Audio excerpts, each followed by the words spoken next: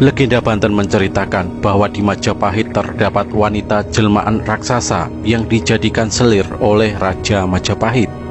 Ketika wanita tersebut mengandung, makan daging mentah dan kemudian berubah wujud ke bentuk semula.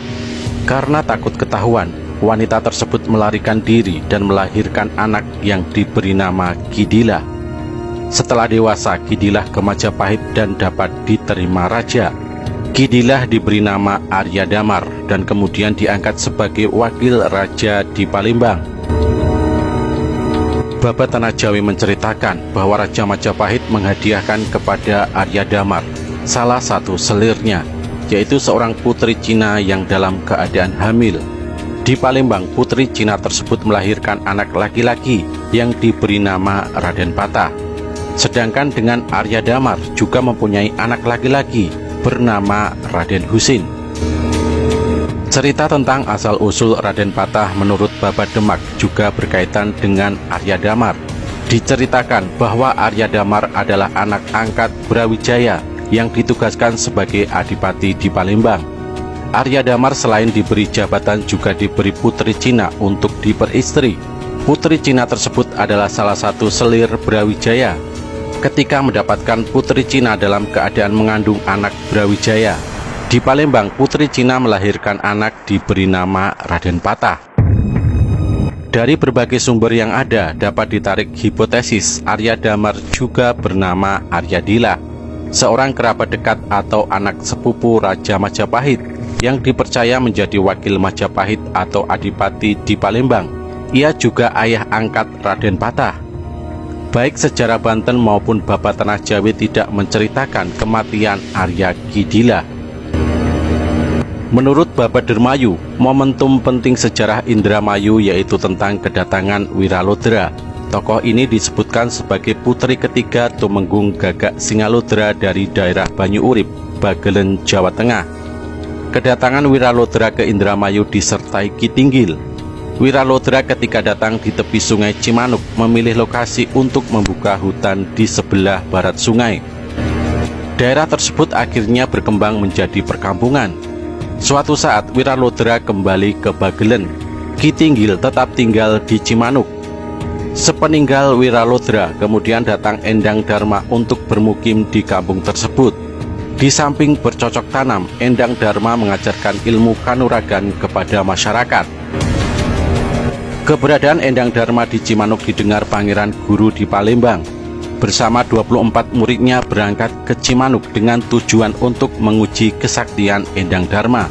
Tetapi di Cimanuk, ke-24 murid Pangeran Guru beserta Pangeran Guru dapat dikalahkan Endang Dharma hingga tewas dan dimakamkan di Indramayu. Menanggapi peristiwa tersebut, Ki Tinggil melaporkannya kepada Wiralodra dengan disertai beberapa saudaranya. Wiralodra kemudian kembali ke Cimanuk. Setelah sampai bertemu dengan Endang Dharma, Wiralodra menanyakan perihal peristiwa tentang Pangeran Guru. Endang Dharma mohon maaf kepada Wiralodra sambil menyatakan bahwa peristiwa tersebut tidak bisa dihindari karena Pangeran Guru terus memaksa. Mendengar jawaban tersebut, Wiralodra mengajak untuk menguji kesaktian. Dengan catatan, bila Wiralodra kalah, dia menjadi pembantu Endang Dharma. Sebaliknya, bila Endang Dharma kalah, maka ia menjadi istri Wiralodra. Akhirnya Endang Dharma dapat dikalahkan. Namun Baba Dermayu tidak memberitakan tentang perkawinan antara Wiralodra dengan Endang Dharma setelah berhasil mengalahkan Endang Dharma. Wiralodra kemudian mengganti nama Cimanuk dengan Dermayu. Penggantian nama ini merupakan permintaan Endang Dharma untuk mengenang namanya yang telah turut andil dalam membangun pemukiman di Cimanuk. Peristiwa ini terjadi pada tahun 1527.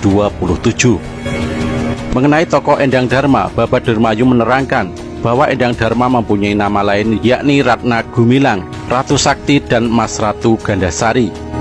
Purwaka Carubanagari menyebutkan bahwa Mas Ratu Gandasari adalah adik Fadilah Khan, putra Maulana Mahdlar Ibrahim bin Malik Ibrahim. Dengan demikian Endang Dharma adalah cucu Maulana Malik Ibrahim. Sedangkan mengenai Pangeran Guru, Baba Dermayu menerangkan bahwa dia adalah orang Jawa yang bermukim di Palembang. Pangeran Guru mempunyai nama lain Aryadila, putra Wikramawardhana Raja Majapahit yang ditugaskan sebagai gubernur di Palembang. Berlandaskan pemaparan sebelumnya, baik yang bermaktub dalam sejarah Banten maupun Babat Tanah Jawi, jelas dikatakan bahwa Arya Damar mempunyai nama lain sebagai Aryadila atau Kidila. Baik dalam sejarah Banten maupun Babat Tanah Jawi tidak dijelaskan bagaimana Arya Damar meninggal. Hanya Babat Dermayu yang menceritakan kematian Pangeran Guru atau Aryadila karena perang melawan Endang Dharma. Situs makam Pangeran Selawe terdapat di Desa Dermayu Blok Tengah. Selain makam Selawe, di Desa Dermayu tersebut terdapat Masjid Pusaka Dermayu yang dulu merupakan masjid awal atau masjid pemerintahan Indramayu sebelum pusat pemerintahan Indramayu dialihkan pada masa Hindia Belanda sekitar abad ke-18. Kompleks makam Pangeran Selawe di Indramayu yang terlihat sekarang sudah mengalami beberapa kali pemugaran. Tinggalan arkeologis yang tersisa hanya nisan kubur 23. Kubur ini bernisan ganda. Nisan bagian dalam puncaknya runcing berhias lingkaran. Nisan bagian luar berbentuk dasar 4 persegi panjang. Keadaan nisan pernah patah, sekarang sudah disambung dengan bahan semen. Pada bagian puncak berbentuk kurawal. Hiasan sulur sangat dominan. Pada bagian atas terdapat hiasan pola geometris bermotif matahari dengan ujung sinar berjumlah 8. Di Indonesia, nisan kubur ditampilkan dalam berbagai bentuk dan ragam hias yang berbeda-beda. Bentuk nisan tersebut biasanya merupakan lanjutan dari masa-masa sebelumnya, seperti bentuk palus, meru, lingga dengan pola hias beraneka ragam. Bentuk-bentuk nisan makam masa Islam di Indonesia, menurut Hasan M. Ambari, berdasarkan pusat persebarannya dapat dibagi dalam 4 tipe, yaitu Aceh, Demak, Troloyo, Bugis, Makassar, dan lokal. Nisan tipe Aceh didasarkan pada nisan makam Malik As-Saleh yang merupakan makam paling tua di daerah tersebut. Nisan tipe ini tidak hanya terdapat di Aceh, tetapi tersebar hingga di Sumatera Utara, Sumatera Barat, Semenanjung Malaya, Lampung, serta Banten dan Jakarta. Nisan tipe Demak Troloyo didasarkan pada bentuk nisan Raden Patah di Demak dan beberapa makam kuno di Troloyo. Bentuk nisan tipe Demak Troloyo tersebar di pantai utara Jawa dan daerah pedalaman, Palembang, Banjarmasin, dan Lombok. Nisan tipe Bugis Makassar didasarkan pada makam Raja-Raja Goa dan Bone di Tamalate Sopeng dan Watang Lamuru.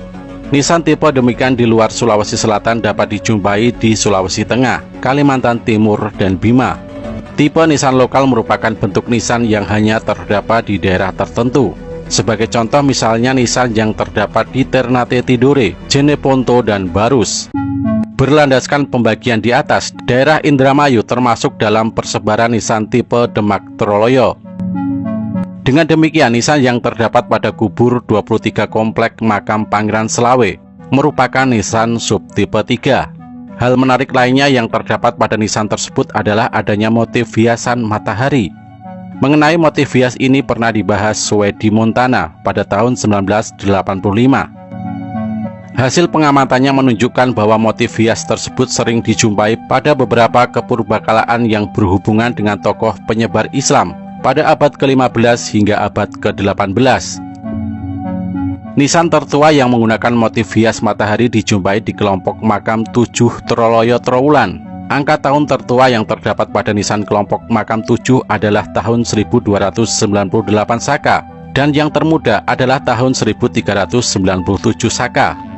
Selanjutnya, para arkeolog menamakan motif hias tersebut Matahari Majapahit atau Surya Majapahit.